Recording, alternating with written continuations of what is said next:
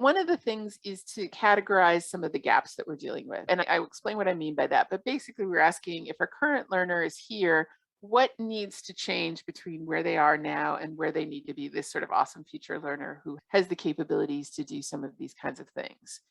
And a lot of times the gap is treated as knowledge. Like the only thing that they need is they need to know some things. But if you've and people may be familiar with like knowledge, skills, attitudes is like the KSA gaps.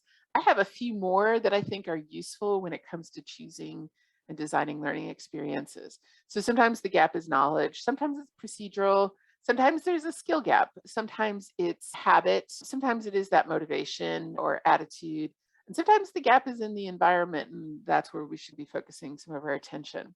So I'm going to talk about each of these. Knowledge is almost always a prerequisite for a thing, but it doesn't necessarily make you ready. So if I decide that I really want to hike to the top of Mount Kilimanjaro, I could go and I could buy all of the equipment and I could get all of the gear.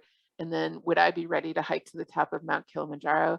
Promise I wouldn't. It would be a terrible idea for me to take that on at this point. And so knowledge is sometimes like the equipment that you need. It's necessary. You need to have the right equipment to do a thing, but it's not everything that somebody needs. And so that's one of the, again, one of the reasons we talk about the behavioral objectives and that we talk about trying to figure out how do we move beyond just conveying knowledge as part of the learning experiences. Procedures are things where we have defined correct performance.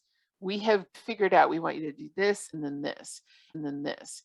And some things in the world we have said, here's how you're going to take blood pressure. Here's how you're going to administer this particular medication, things like that, where we're very, very sure that we have as good a definition of exactly what we want people to do.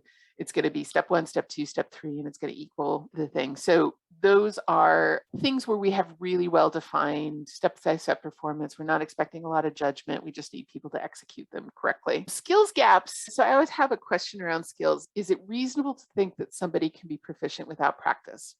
And if the answer is no, it is not reasonable to think somebody can be proficient at this thing without practicing, then we're dealing with a skills gap.